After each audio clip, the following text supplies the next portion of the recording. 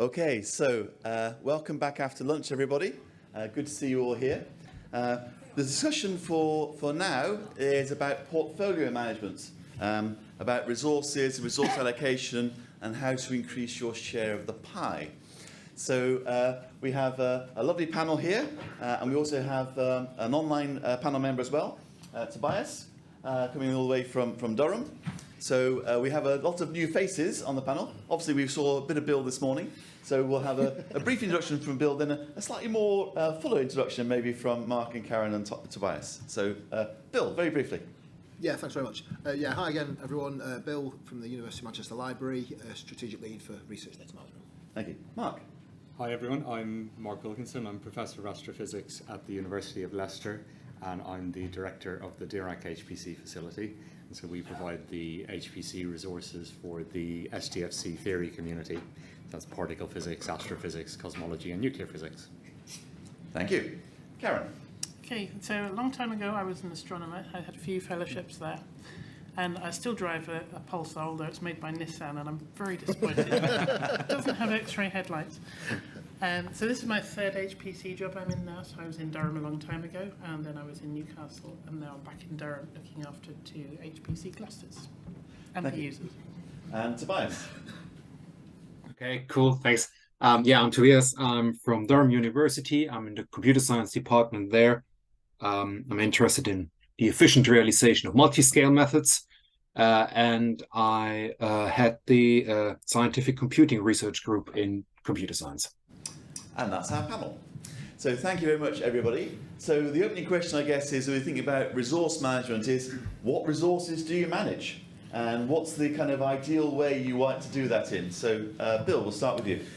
Yeah, so probably my context is quite different from lots of the other people who talk, because within the library, within the Office of Open Research, we are primarily around helping researchers to publish data in an open and following the fair data principles. So I guess the main resources that we manage in my little bits are the data management planning, which is done using DMP Online and the whole process around that.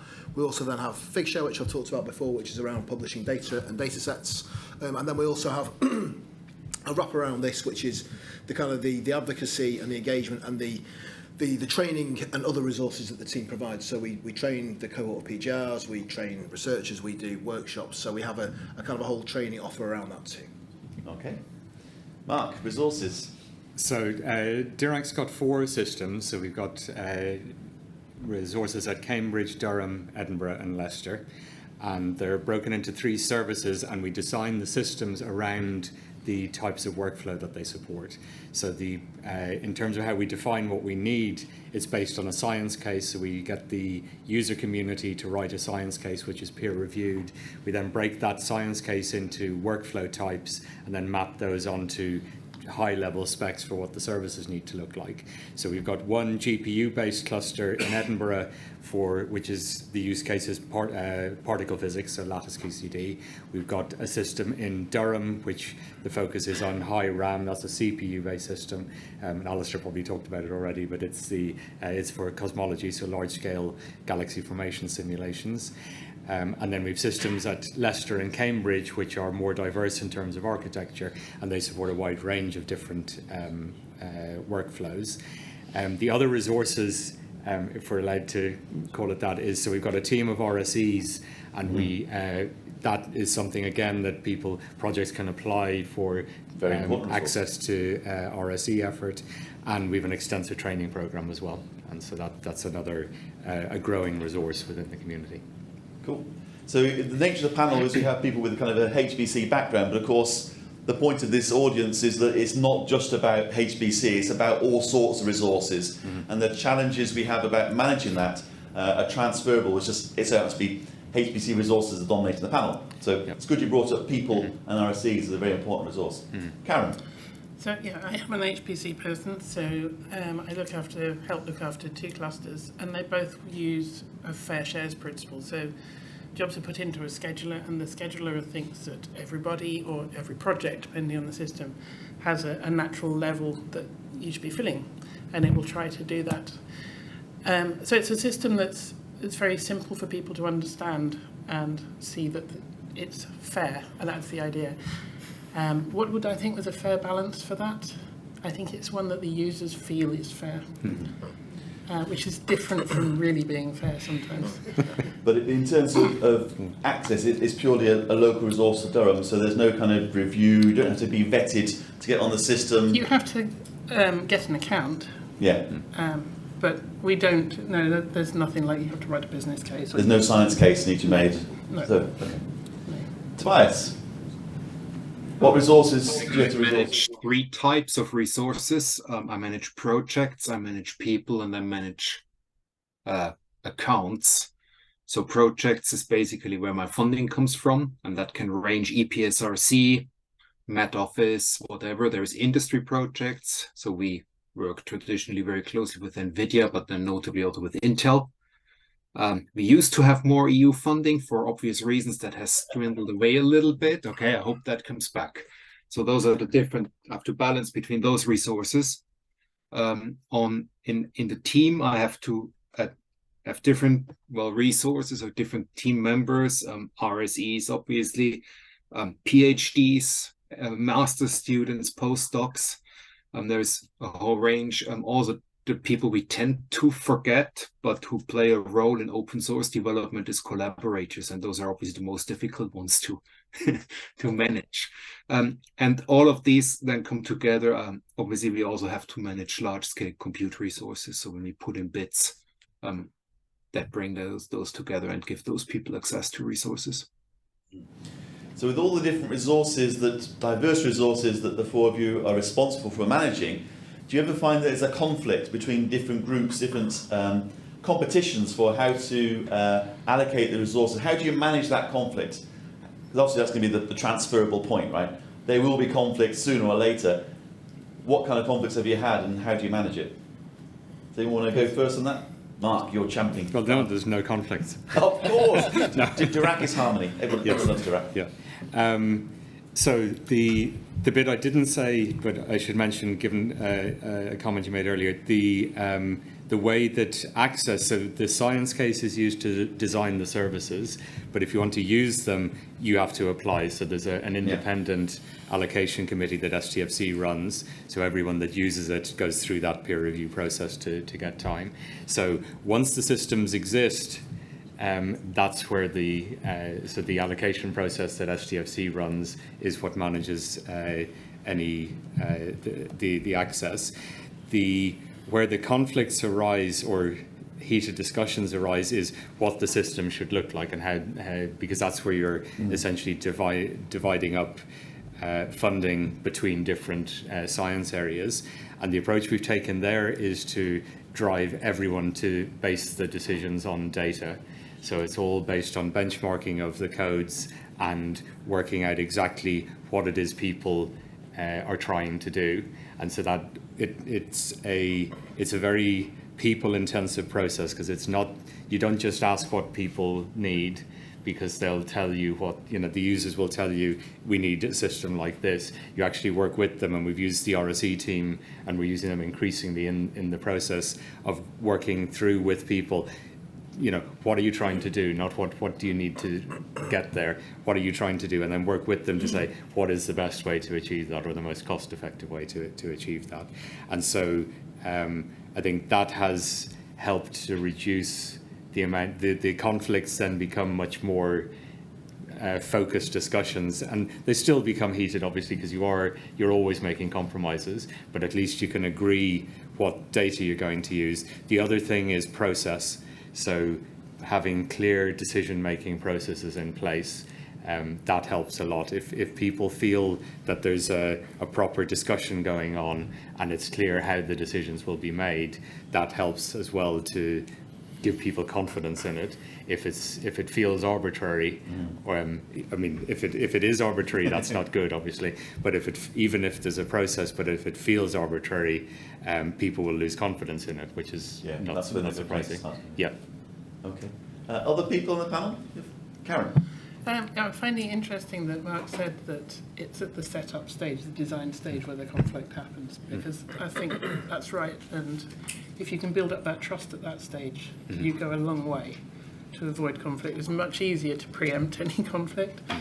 And following that, yes, data. So you get people who say, so-and-so is getting far more than me. Why are they getting more than me? And sometimes coming back, and there's quite often a misunderstanding, or they've forgotten that they had a load of time recently, and the system hasn't forgotten, even if they have. So there's data and trust. Data and trust, okay. Also different access modes. So my group creates algorithms, does benchmarking, we publish on new methods. We are in a permanent conflict with people who use these systems for long production runs. Now, while we understand that the system in the first place had been procured to allow this new research for production runs, what we need is a different access model. So my team often needs very quick interactive access, okay, for short time periods. And it's very obvious that this is difficult to map onto how you run a large scale infrastructure facility. So do you have to plead that you're a special case, and do people listen to you when you make that case? Yes, and in most cases that works out nicely, but it's very difficult to formalize that within an established allocation workflow. And then obviously this along the same lines, what is kind of poisonous for us is actually the notion of a stable production system. Notably when it comes to hardware, we want to have a big variety of systems, whereas a big variety, notably of experimental systems, is probably not of great use for someone who wants to gain insight on the application side. Yeah, so talking about the production systems, maybe with DRAC, you have you might be called a production system. What's kind of the lifetime of these systems that you're setting up? Talk about the consultation to make a system, then people have to live with that decision for how long? So it's typically 4 or 5 years, but then we end up running some of them for longer because it depends on funding. Yeah. So it's at least 4 or 5 years. But what we do is, as Alistair said this morning, so we have test systems as well. So that, going back to what Tobias was saying, to help inform the decisions and help people to have experience of new systems, we often deploy kind of test versions of a future system ahead of time. Okay. So they make informed decisions based on data. Yeah. So Bill, what about with your people challenges? How do you handle that? Well, maybe I'll lean into the into a storage challenge, if that's okay. So one of the things that we're kind of increasingly aware of from the library side of it, because like I say, we do manage the data management planning process, is that it's not a conflict per se, but it's a disconnect between funder expectations in terms of publishing data and the infrastructure that is in existence to support that. So, I'll make an example. If we talk about maybe the Royse Institute, and if they're going to generate 5 terabytes per run on a particular instrument, and then there's an expectation that that'll be published. At the moment, we've got nothing that's going to be able to do that for them. Yeah. So this is an emerging kind of issue, problem, call it what you will, but it's something that we need. That we're in the middle of this in terms of the conversation, because we have to be realistic about. Like I say, our Figshare platform is great, but that only publishes data sets up to a certain much smaller size. Would take 5 terabytes. No, absolutely not. So there is this kind of emerging issue of, first of all, that aspect for publishing, but then there's also the longer tail for long-term data preservation. Again, if the funder says you've got to keep this data and preserve it for 10, 15, 20 years, then if it's very large data sets, what's going to happen to that? Because at the moment, I think this is probably a common situation, and that does stay on expensive spinning disk storage, whatever platform the universities have. There isn't a long-term solution for that at the moment. It is something that is very much in the spotlight of, like I say, I'll return to it. The next phase of our research lifecycle programme is going to hopefully really move on with that. And I'm very keen to talk to colleagues in the N8s about that aspect of it and think about what we can do jointly to help with that. Yeah. Okay. So we talked about how you might, where you might get conflicts. Obviously, the way to remove conflict is to meet everybody's needs. The question is, how do you do that in an optimal way? So, are there levers that you have under your control where you can kind of optimise resource allocation? Are there things you can do whilst the system, whatever you're running, is in process to make people more happy? Or does this have to put up and lump it? I think it depends what you mean by resource for a start. So if you want to make good use of the compute resource, yes, sometimes you have to be a bit flexible. So for example, Tobias sometimes asks us for a special case because what he does is poorly served by the one-size-fits-all model. So you have to have a little bit of flexibility there. But you also need to take into account that people are resources too. So sometimes you might be demanding that people conform to something that fits your computer really nicely, but it's going to take them a long time. And that's a cost as well. So what do you do in that instance? For along these lines, I recognized this morning that there were a few statements with which I wasn't happy, which fit exactly to that. So, for example, the statement that the future of programming is shared memory, I totally disbelieve that. We've been there 20 years ago. The end of MPI was an evergreen on every supercomputing. The fact is that people just don't know how to use distributed programming. So now we run into, so there is a certain conflict there, isn't it? And I think well, these conflicts have to be articulated and have to be discussed. So that comes into the design and the shape of the resources and the look ahead, what that might look like. So not just what do users need today, but as we talked this morning about the 5-year look and what that might look like.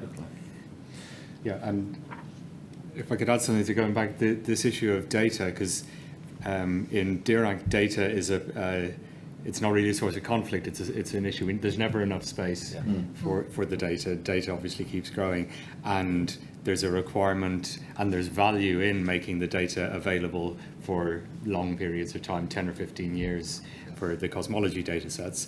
So there are groups like the Virgo Consortium based out of Durham who have a long track record of making data available, the outputs of simulations for 10 or 15 or even 20 years, and people are still using those data. So there's clear value, but no grant lasts for 20 years.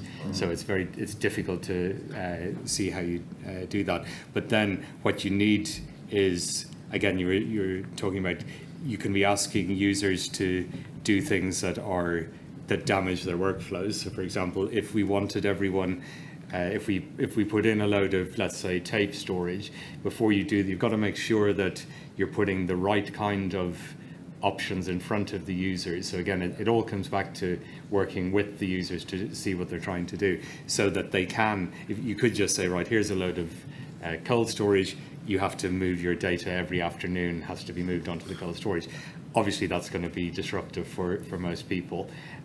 So it's about exploring exactly what's feasible technically and what would actually work with the users. And again, I think having, it comes down to governance and how the service interacts with the users.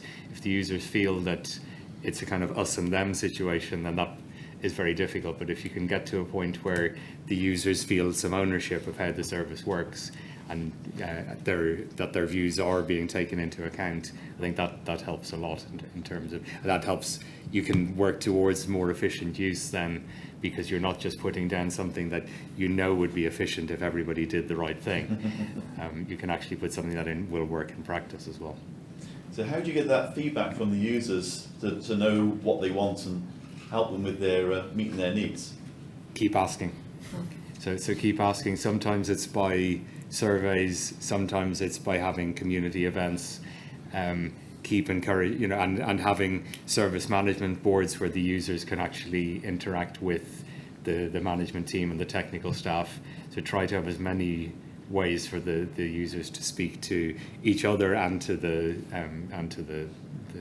teams running the systems.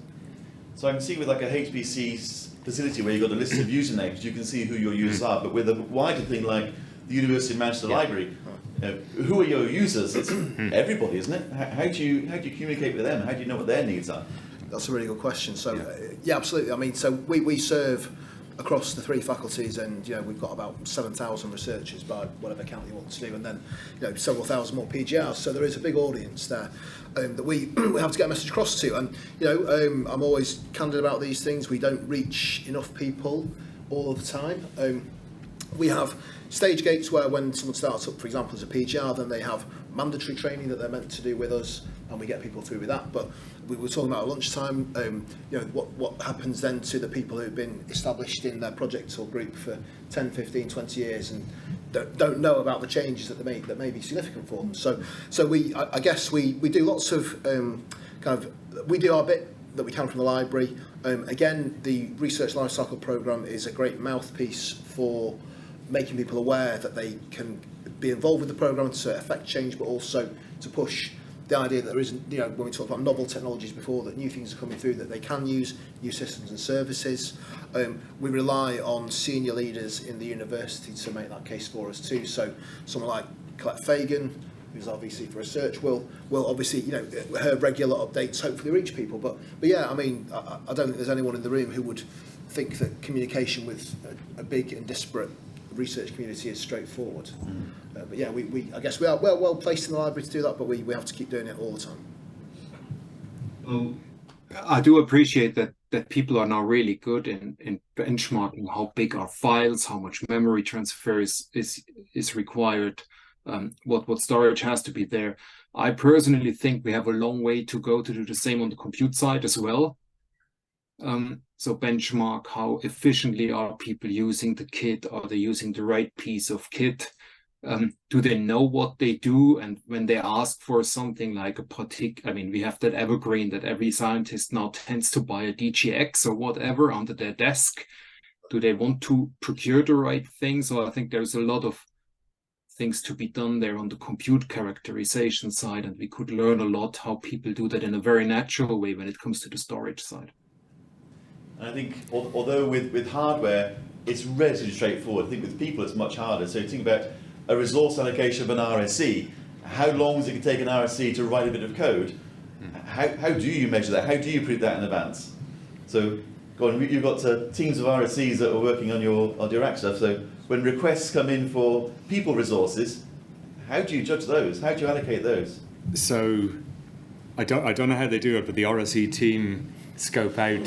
So when the proposals come in, the projects will say what they want to do and what they think, how much effort is required. But part of the review process is a kind of formative exercise where the RSE team goes through it and looks at it and says, no, you've asked for 1 million lines of code to be rewritten and you've asked for 3 weeks of effort, so there's something wrong. So we've had both extremes, people asking for an impossible amount to be done in almost no time, or people asking for 3 months to do something which was actually quite a small task. So I think users, and I would include myself in this, are very bad at estimating it, but I think the RSE community has built up quite a lot of expertise in being able to scope out what's needed, and then that's fed back into the allocation committee, so that what's actually reviewed is the science drivers behind doing the work and the amount that the RSE team thinks it's going to take to do it,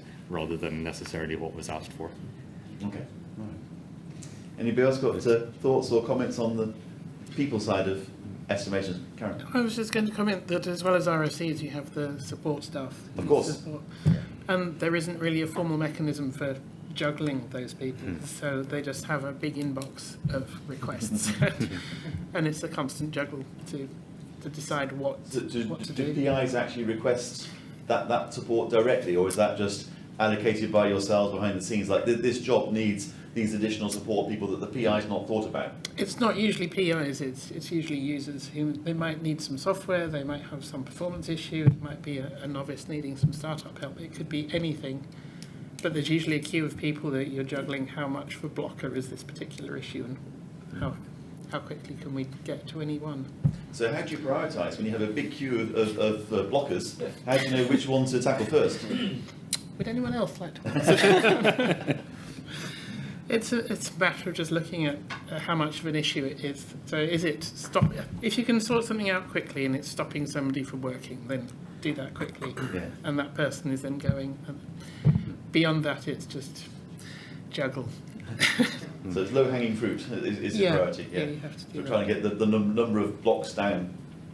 But you also have to be careful that the low-hanging fruit don't take over, because there are so many of them. You still have to make time sometimes for the bigger jobs. But I can imagine within this audience there are lots of people who are feeling that their inbox is filling up with requests for time and their resources. So I think this is a very pertinent question. So I'd be interested to know if other people have ideas as to how do you prioritise your workload in this kind of situation. Anybody else want to chip in a thought?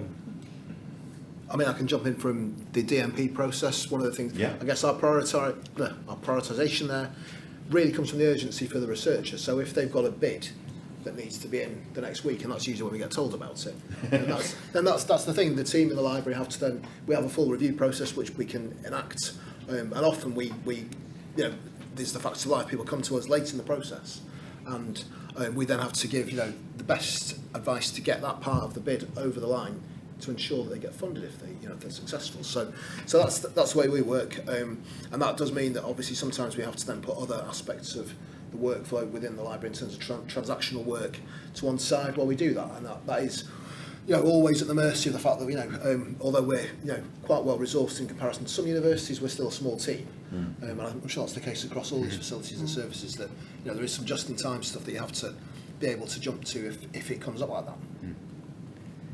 And I think, for me, this comes back again to communication. That users, obviously, when you're a user, your job is the most important, and why should you have to wait? So that's not unreasonable. But if the users actually understand kind of the pressures that the team is under, not in a we're so busy, please don't bother us kind of way, but just in a we're all in this together. The system isn't as big as we would like. We don't have as many people as we would like. You're trying to do world-class research. So how do we get that done? That can help. But again, that goes back to knowing your users. And so there's one general point I wanted to make about that as well, that I think, so we've got fairly well-defined user bases. Yours is less well-defined, but I think as we move to UKRI services, this is going to become even harder, because who the user community is will be harder to define and will change over time. But I think what we've really got to do is find a way to keep the link, because the services that work well have a clear link between their communities and the services. If we lose that by going to UKRI-wide services that don't have that link, they won't be as efficient, they won't be as productive, and the user experience won't be as good either. Now, I don't know how we solve that, but looking at efficiency, that does mean, as Tobias said, you need people to, the community generally, to be trained to do more benchmarking, but the whole community has to get involved in that. It can't just be the service providers driving that or the funders. It's got to be, everyone has to be in this. So I think probably what needs to happen is investment in people. So making sure that this communication with the community is not just a nice to have or a way of ticking a box that we have. We have a newsletter once a month or whatever. It's actually key to making the services fit for purpose and work well. But everyone is asked to do that on top of their real job. So we need to identify what types of role are needed to kind of facilitate that communication properly. Yeah, I think that's a really important point. It's a shame we don't have David Henty here, who was here yesterday talking about EPC and running that. I think you might have some interesting views on that. But I guess picking up Christopher's comments this morning about the AI service and what's going to be happening on with the national service with that, with such a diverse bunch of users. I don't know if you have any comments or thoughts about how you might, do you have a mic down here for Christopher? For how you might manage the user community in that one, but if you have any idea how many people is going to be using this machine when it's available, where they're going to be coming from? No. So, Is the mic working?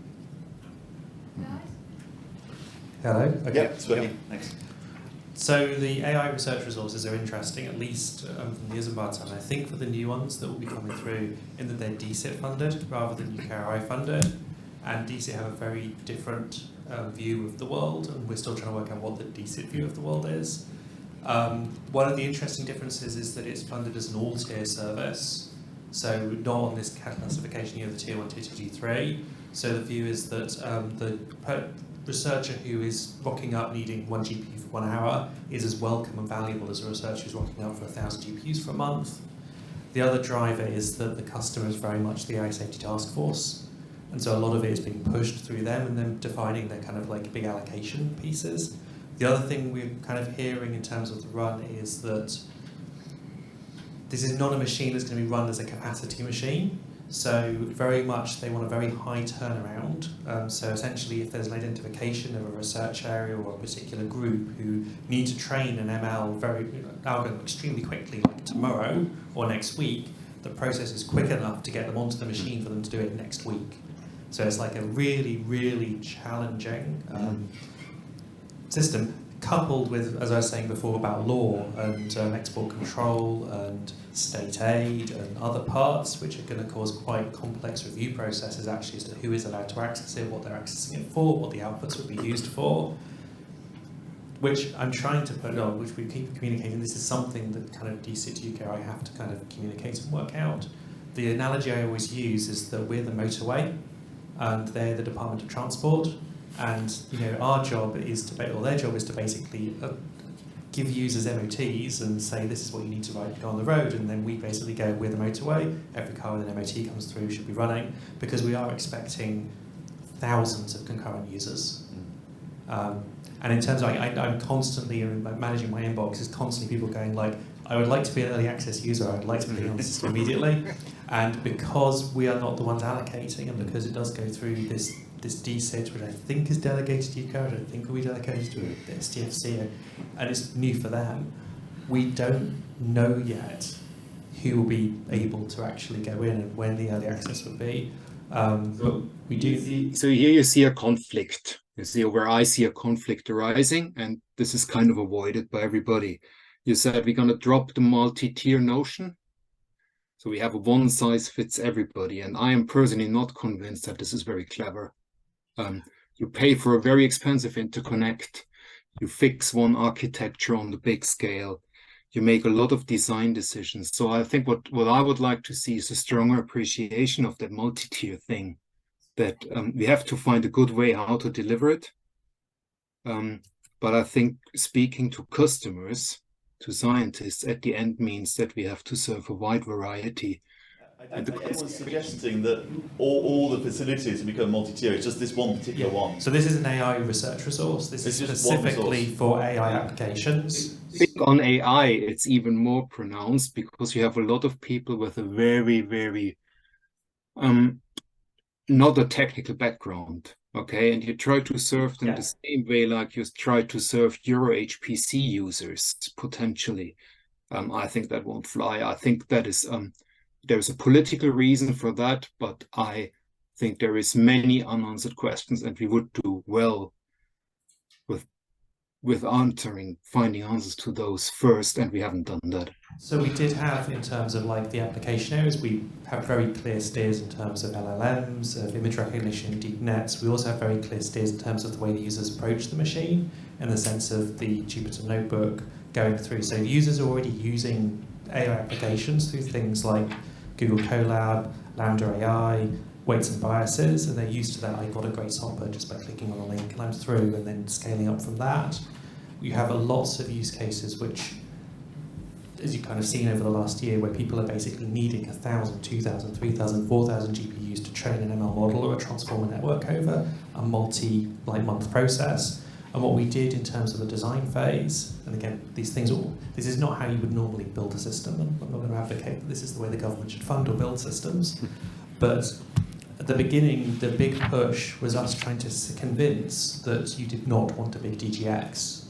So we really were trying to push for a balanced system, and that's why we ended up going down the Grace Hopper architecture, because we were arguing that actually one of the most interesting AI workflows that will be coming out will be the converged ones that basically link simulation with trained models as they're running. And if we had a big GGX, which was like a small CPU and multiple connected GPUs in a very constricted environment, that would potentially work well for today's GPT models, but would not be working well for the future models. I think this is the other side of the allocation and the tension, in that ChatGPT transformer networks go back now 12 months, 15 months, they were not the things that we used. We were making the argument that in 12 months' time, 24 months' time, something completely different will be used. We're in an area where there are no real established user communities, and it's a rapidly moving area where you don't know what is going to be the major application on 2 years' time, 4 years' time, 6 years' time. So we had to go with the route of what's the most balanced thing we can do. The most balanced thing is the Grasshopper architecture in the 4-node block, as much RAM as we can have, very, very fast SSD, like shared memory store, having the object store and having the slingshot interconnect. And that was a thing that was also procurable. You know, we're having to do a procurement in 1 month. So it's just a completely mad way of building these systems. I think we've done the best that we can do within that constraint, but we would be arguing this is probably not the way you would normally go from nothing to straightforward to full speed. Thank you very much, Chris. So we would want to get into a major debate about the AI architecture. It was about the user community that I was interested in, very much wider scale and diversity that is coming along with these different problems. Mark, you want to make a comment on that? Yeah, Not on the technicals, but on the community and resource kind of things.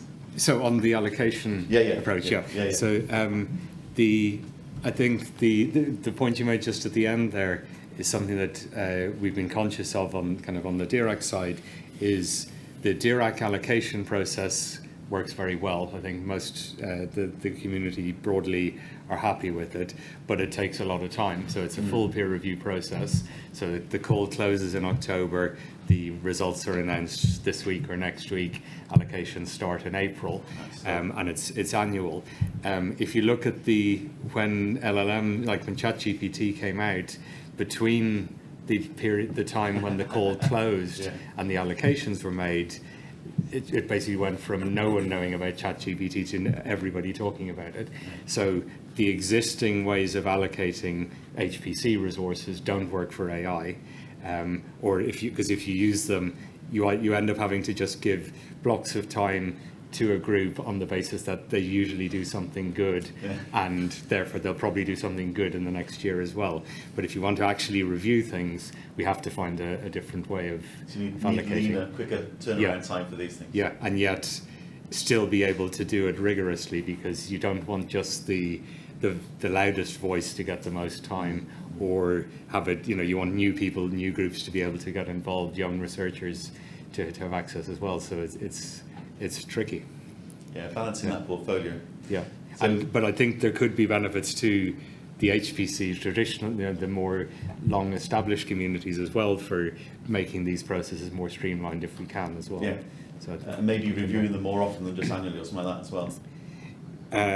Yes, but I think the STFC would have a heart attack if we suggested having more than one call a year. Okay. Because Okay, so taking that idea of resource allocation, do you ever have a scenario where you have a spare capacity, where there's some underutilized resource, and what do you do in that case? If you have unused cycles, or you don't have your utilization of your facility is at 60%, something like that. Do you ever have that scenario? What do you do when you have underutilization of a resource? Bill, what do you think? Do you ever have that? Do you ever have the time the library feels, it's quiet today? No, not anymore. No. So yeah. I mean, I'm going to be honest. I don't think we really encounter that situation very often. We do tend to find that services that we're running will ramp up and get more and more busy. Things like, this is the wider team that I'm part of. Our open access funding gets spent every year before, ahead of time, and that's actually possibly something to think about in terms of the competition for this. That we recognise that things for to pay for gold open access and for that kind of aspect of publishing papers, there is some inequality there in terms of who that goes to. We work very hard to make sure that we target and work with a broad spread of academic and disciplinary areas, but at the same time there will be certain people who kind of steamroller through and spend that funding more quickly. So that's a factor there. But yeah, I don't think across the rest of the services that we offer, we're only ever really asked to be doing more, and that's the challenge with the team can take on a bit more, but you then need more people in terms of resource and making that case. We make the case, of course, but making the case and making it land and making it stick is a challenge, for everyone. So yeah, we're always busy. Others? Do you ever have underutilization when your systems are brand new and they're sparkling and they're empty? No. Sorry, you go. It's when they've been they've started to be used, and you've got to the point where the system's sometimes full, and then a weekend happens, and by Monday morning everything's cleared. That's when things can go a little bit awry because the scheduler doesn't quite cope in all cases. It doesn't cope with being underutilised. Sometimes if there's a lot of stuff backed up, supposing one person has submitted a huge amount of work, if there was stuff queued, the scheduler would handle it. But if that's the only thing in the queue, you've got to decide, do you make the scheduler leave that space so that other people come in on Monday morning and there's just free space? Or do you let that person's jobs just flood the system? And that's the awkward bit I found with underutilisation. But it resolves it because the system quickly fills up. Okay, Tobias, do you ever get underutilisation? No, I just had to laugh because I am the person who complains on Monday morning to Karen that there is someone running 100 whatever nodes job because they can't. I make my point again. People can't use these fancy systems with the networks. Don't tell me anything different. And then you have 100 of these single node jobs or single GPU jobs, and they drive me crazy. So probably the more realistic case scenario is not underutilisation but overutilisation, where you don't have enough resources. I presume that happens more often. Mm-hmm. So how do you make the case for expanding your resource? How do you grow your pie? To loop back to the original subtitle of this session. Can I jump in? Yeah, please. Sorry. No, go ahead. Yeah. No, so I'm going to return to it again, but one lever for this, for us in Manchester at the moment, is the Research Lifecycle Programme. It's had 5 years already. It's got another 5 years coming. This has been a great way to to test the water with new services and new platforms and new systems. So we're able to spin up projects, see if they land. If they do land, and I think we've got a good hit rate with this. But then that actually gives us it gives us the case study. It demonstrates that there's a need for things. It's fair to say that our Figshare repository came from an RLP project because we knew we needed a research data repository for Manchester. We didn't have one that was under our control. So actually that makes the case for itself. And then when you've got a really good project that is delivered and has a well-used service at the end of it, then that is a great way to then say to people, we do need baseline resource in the team, wherever they're best suited to be, to manage this and to maintain it, to make it a sustainable service. Because if you don't have that, then it's the kind of thing that becomes, So do you have to gather some metrics and utilisation on that stuff as you go along? Yeah. Okay. Other people, how do you grow your pie? So it's a very long process. Essentially, it starts from the science case, which we update every 3 or 4 years. So the community has just finished the one for the next 5-year period. That defines how much compute is going to be needed for that period. In terms of whether the pie grows or not, unfortunately, the funding environment in the UK for facilities like DRI has been very ad hoc for a long time. So essentially, we have a business case ready at all times, so that if pots of money become available, we've done all the work already, because by the time the money is available, it's too late to start thinking what you need. Sometimes it's very short notice to turn these things around. Yeah. From when the announcements come and when the closing date is. Exactly, yeah. And sometimes it's even shorter than that. So so it's about building up the evidence. I think the main thing is you can only, and I think this is quite reasonable, you can only justify increasing the size of the pie if you have the data, and you've got to build that up over time. You can't just put it together like a normal funding bid. So then it's about being ready and just keeping your eyes out for when there are opportunities. But I think the more evidence you have ahead of time, it also helps to steer the conversations in the right direction. Because if the research councils don't know how much a community needs and have no confidence in the estimates that are given, then it's going to be very hard to get funding. So I think providing believable estimates based on a track record of, we asked for this much, we've used it, generated good outputs, and now this is what we think is needed next. That's the approach we've taken anyway. Thank you. Karen, obviously it's slightly different with the internally funded resource, the one you run. Well, I help with BEAD as well, but I'm thinking within a university it helps if you can build some things in right from the beginning when you have a service. What sort of things are you thinking of? So you want to know not just which students have used the machine, but you want to know whose research groups they work for, so that you can capture that evidence. The student's gone by the time you need the evidence, and the student might not be very good at telling you what the outcomes were, but at least you know which research groups there were, and you can gather that as well as the data on your raw usage and how oversubscribed it was. And then you have to make a business case to your internal finance committee or something like that, or? Yes, luckily for me, I don't have to do that. Where's that movie? Okay. Tobias, how do you grow your pie? No, it's fine. I have nothing to add. Nothing to add? Okay.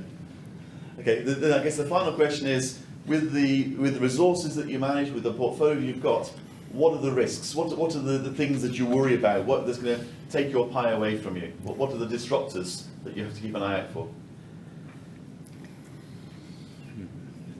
Anybody want to jump in with that one?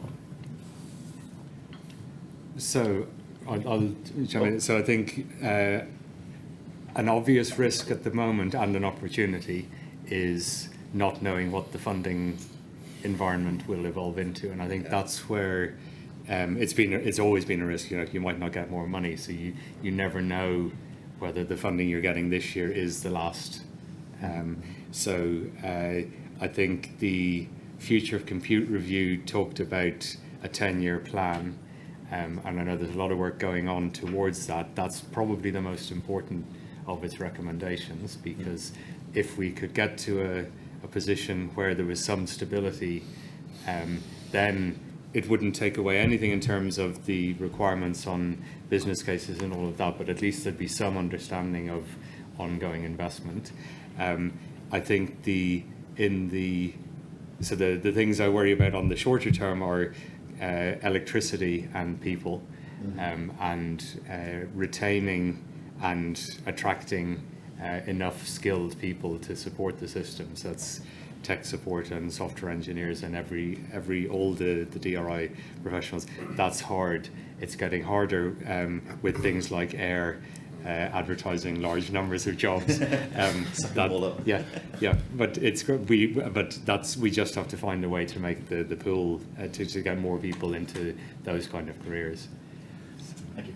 Bill? Yeah, could I maybe just follow up on the point that Mark made there? That I think this is something that we see it not just in the library but across areas of where we're trying to to kind of encourage people to come and work at university. That maybe this isn't an original thought, but I think universities were historically quite a nice place to work, and the remuneration was quite well balanced across the sector, and certainly in the last few years that isn't the case for particular roles now. So some technical specialist roles, developer roles, we do really struggle to hire into those because we know that people can earn twice as much in industry, and so there's a factor there, which is and alongside aspects of things around, I suppose, things like the pension schemes and so on, that it is something that is.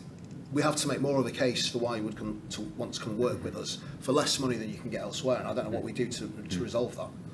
But yeah, it's certainly it's a factor in the hiring that we face now. So it's the people that's the big risk. Yeah. Karen? I would absolutely agree with that. I think people is the single biggest risk we have. We all work in very small teams, and the risk of losing one or more from a very small team makes a big hole. Yeah. Tobias, anything to add? For me, clearly, people used to be the biggest risk. I now have to admit, right at this moment, there's a way bigger risk for me, and that's the end of Excalibur as the big UK exascale whatever project. There was the statement this morning that AI made the exascale through a breakthrough, and I disagree. Okay, AI burns resources on an exascale level. It doesn't do exascale, not in my sense. I think Excalibur had been a great step towards exascale, and I'm really a little bit frustrated that I don't know yet whether there will be a follow-up. I would love to be back in that situation where I struggle for people. At the moment, I can't offer really jobs beyond the year. Okay, right. Sober note to end the panel discussion on. On that sober note, I'd like to open the panel for wider comments and questions from the audience. So who would like to start? Dave down here. Ava?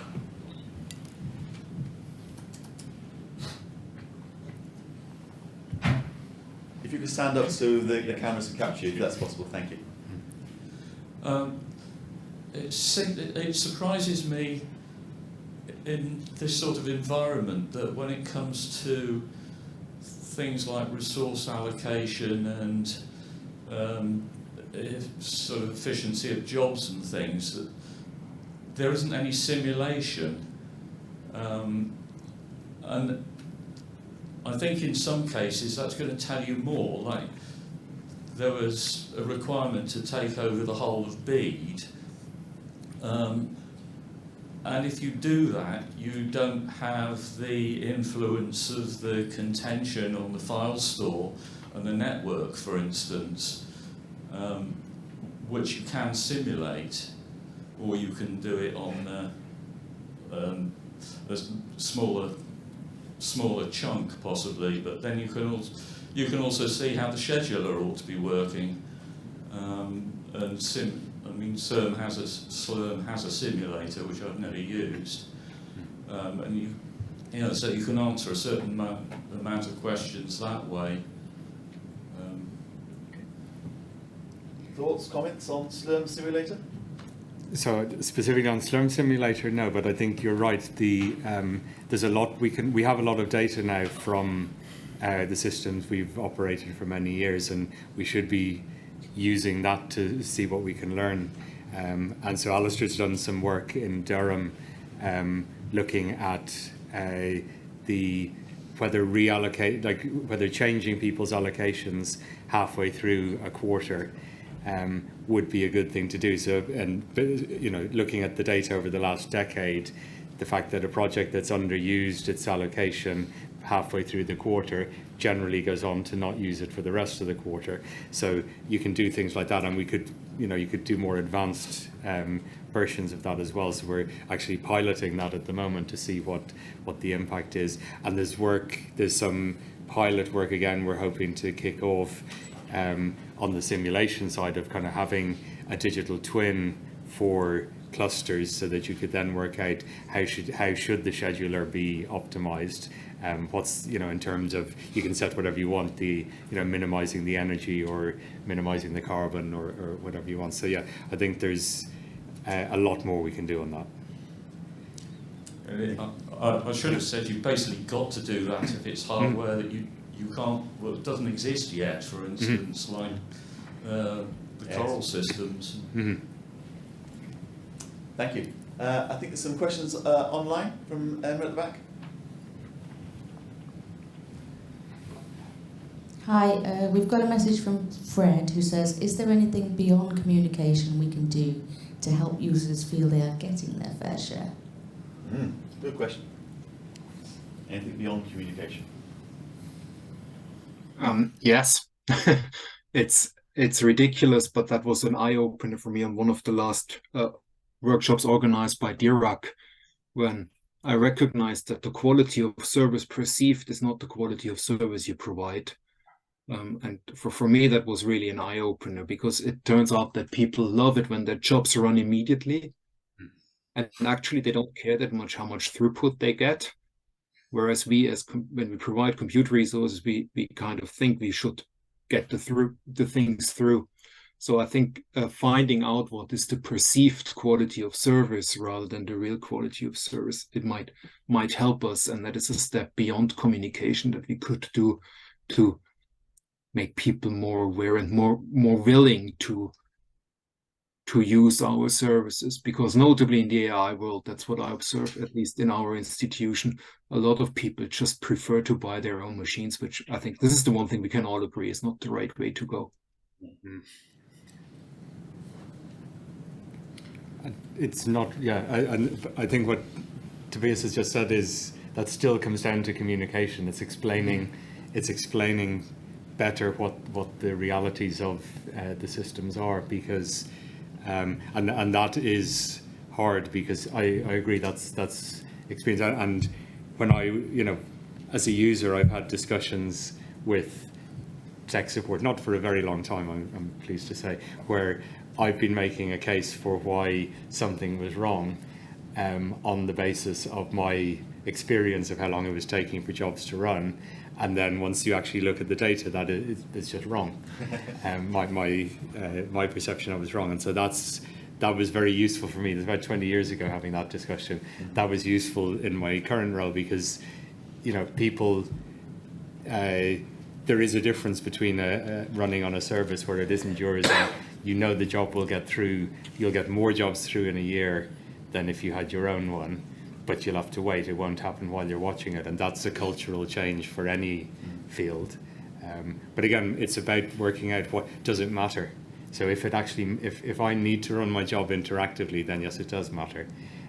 But then we have to find a way to provision for those kind of users separately, which I think goes back to what Tobias was saying. There isn't a one-size-fits-all solution, and we have to find out how we provision the services. So the people who are able to work in a completely offline batch mode, that's great, and they're used to knowing that it won't run while they're watching it. It is a shock the first time you come across it using an interactive Windows platform. It's a big culture shift. Yeah, but I mean, Tobias is quite right that you regularly get told that the throughput of a system is really bad, by which they mean I have to wait to get my job started.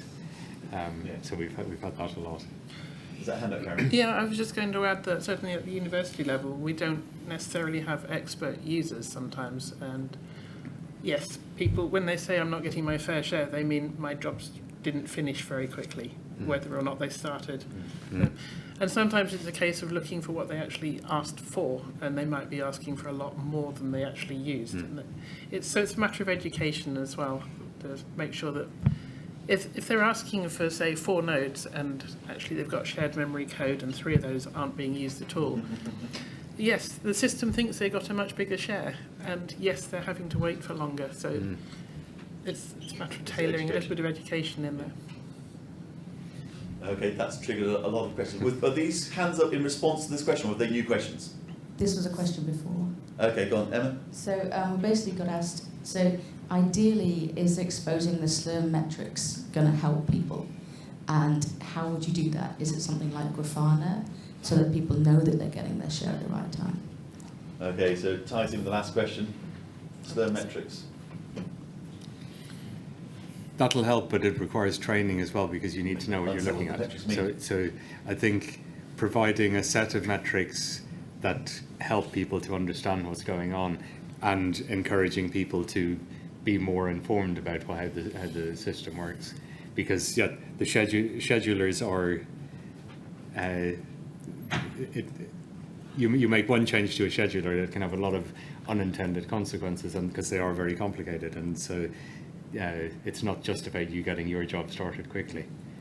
So we made a little change at York some years ago, and when the job finishes, it writes out not just the finish time, but also an estimate of the power used. So you then relate that to either a cost or to a number of CO2 as a way of educating the users by writing that little bit of information to every output file. Was a way of just trying to raise awareness that these jobs aren't free. They might not cost you any money, but they're not free. Okay. Right. Lots of hands up around the room. There's a lady at the back there. Can we just go a couple rows back?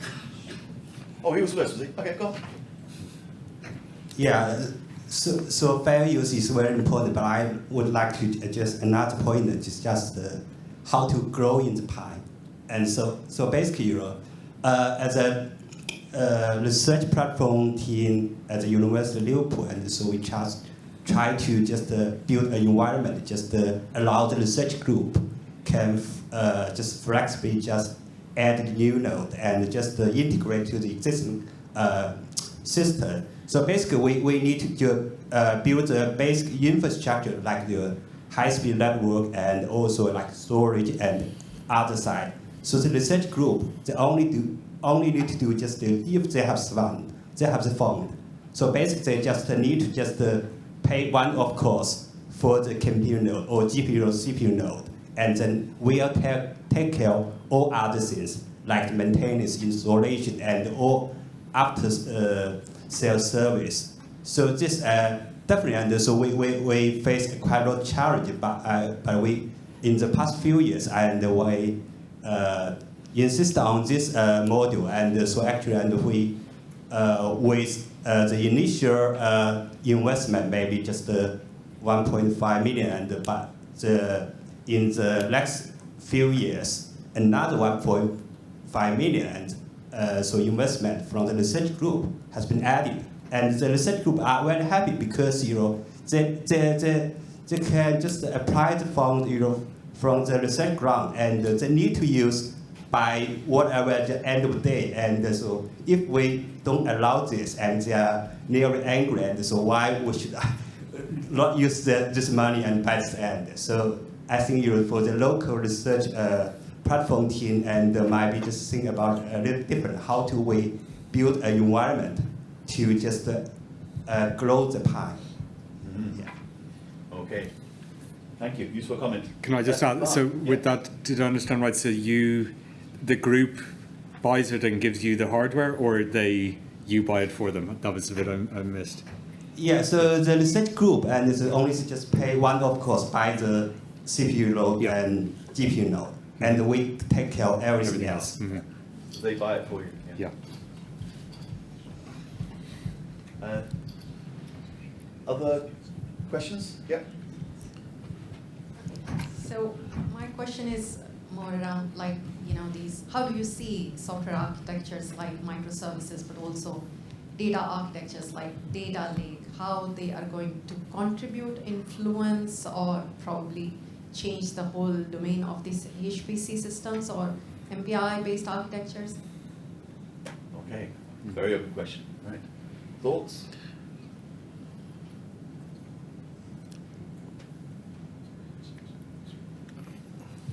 You stunned the panel into silence. Yeah. Anybody else? Chris, you have an answer to that? Yeah. So wait for the mic. Ayres coming. And this comes back also to the interactive versus batch use part. So the design point we were given was that actually the interactive use was the most important. And so this is because for most AI workloads, people are going in and they're doing initial training, and they can't wait until the job starts because they're physically at the notebook. And then when they do the big training, that's a scheduled thing, but they're doing just a one-off. So they have the one job they want to get through, and they're not thinking about their yearly throughput. And then you go on to the next customer or service. And for those runs, we were kind of told that the Slurm tenant is kind of like the minimal tenant. We do have Kubernetes as a workload scheduler. And I'm looking at basically MLOps pipelines as well, which can then run on Kubernetes and then run through and do your experiment tracking and your archiving and then push to inference. So it's like a whole different world in terms of workload scheduling and the metrics, and part of the arguments or discussion points we've had going back up to DCID of if you're wanting this world, which is very much where people are able to rock up and use it immediately, then you are requiring that this is a system which has a lower utilization, and removing utilization as the metric. And to do that, I believe has been agreed that the metric is actually the research outputs and how quickly and impactful those research outputs are as we get them through. So it's a totally different world, and I do think Kubernetes and kind of these interesting ways of actually enabling people to put workload onto a machine in a multi-tenanted fashion, much more like a cloud service than a sort of a batch Slurm cluster. It's an interesting design point. I'm not saying this is to replace all of the normal things. This is purely for the AI research resources, but it's just recognising a very different design point and use case. So much more of a varied set of users. I think Emma had a question from online. Can I just make a comment, because it's related to that and that lady's point. So I think that in the future, in the not very distant future, we'll probably be presenting more of the big HPC services as some kind of cloud, so kind of private clouds, and exactly how we do that is we need to see what the right way to do it is in terms of use cases. But I think so at the moment, the AI research resource is being treated kind of separately from the overall DRI ecosystem, which I'm not very comfortable with, because I think AI and simulation go together. They're different, but they're all just tools. So in the overall ecosystem, what you will want is that if I've got a workflow which has a mixture of simulation and AI, I'll need to use different architectures. I'll probably need to use different bits of the ecosystem. So having to submit it with QSub on one system and then, you know, FTP, I'm showing my age, move the data over to another system and submit it there. That's not how it'll work. So we have to find ways of orchestrating between different systems, or at least different partitions of the systems. So I think it will change everything. Within DRI at the moment, most users are sitting on one system or possibly two, but we're starting to see workflows where people need to use two systems for reasons based on the workflow, and making that easier is kind of the initial step towards that more workflow focused way of presenting things. But yeah, I think, and the data lakes, again, that's something which we need to see what the drivers are. So obviously the industry are promoting lots of different options to the community. We've got to work out what it is we're trying to achieve. And so it's like you said, it's, you know, if you want utilization to be high, you know, that's one metric. If you want to achieve something else, you have to make sure that you're not artificially pushing yourself in the wrong direction.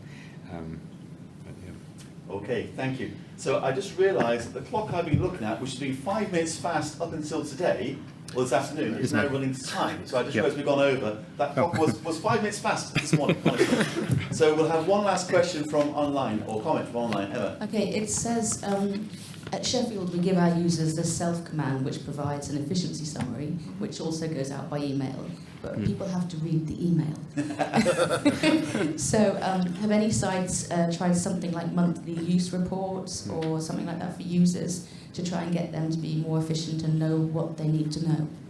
Okay, final question. Mark. Yeah. So I keep referring to Alistair, who's sitting at the front here. So it's about a year ago, or longer, 2 years, okay.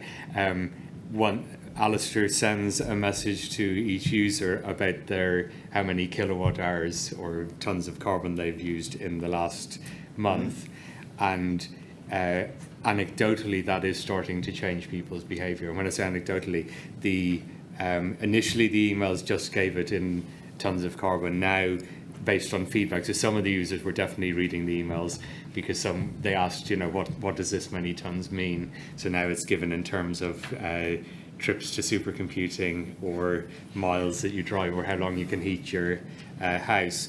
But the interesting thing I heard was a PhD supervisor who was asked by their student, should I resubmit this job and keep it running?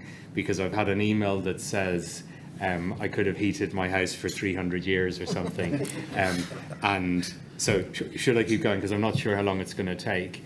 That's exactly the kind of discussion we want, because if they don't run it, that's a factor 2 improvement with no coding change. It's just actually thinking about it. So it goes back to your point earlier, there's a cost to all of these jobs, and we need people to think about it. So I think it is having an effect. The other interesting one was where a PhD, so to project leads get a list broken down by user of who's used how many kilowatt hours. And there was one project where 2 students were doing roughly the same thing, but one was using a lot more energy, and it turned out it was about the energy efficiency of the code. So that's led to more work that is going on to explore why that is. So I think providing people with information, you know, we don't have to do all the parsing of the data, because people will look at it and go, oh, I think all the users are interested in technical things. If they see numbers that don't make sense, that essentially they can use their scientific training to try and work out why the numbers don't make sense. So we had something similar in Munich when we had for a brief time reports after each job which told us how much of the peak we actually use. And I mean, you can do that. You can read out performance counters. And I don't know why they stopped that. I mean, I can see that this can be a double-edged sword, but some PIs then started to think, okay, well, if I only use 0.01% or whatever of peak, which is, by the way, not that bad on most software, okay, what could I do in theory if I invest a little bit into that area? And I think this was a very, very good idea, and we should do that. But we have to provide pathways for people. What can they do when they want to react to that information? So on I think it was Hector, they had gold stars that were associated with certain codes, which had achieved a certain minimum level of peak performance. And the thought of running a gold star code was you got charged less credits per CPU hour for using the more energy, more compute efficient codes. But that hasn't been rolled over to Archer, but it was a nice idea. It really incentivized developers to try and boost the peak performance of their codes.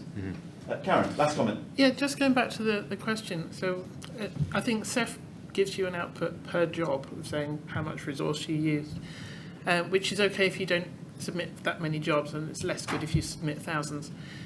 We do produce weekly and monthly reports showing ranking users by their usage, and so we can see how much CPU time they used, how much memory, and how much of their allocations they actually used. So we don't send them that directly, but it gives us a list that we can use to see who we need to be talking to. That seems to work quite well. You have the offline conversation with those people who are the big sinners. Yes, we pick off the big sinners first, obviously. Brilliant. Okay, well, I'll have to wrap up the panel now as we have run over, but thank you very much indeed. Thank you.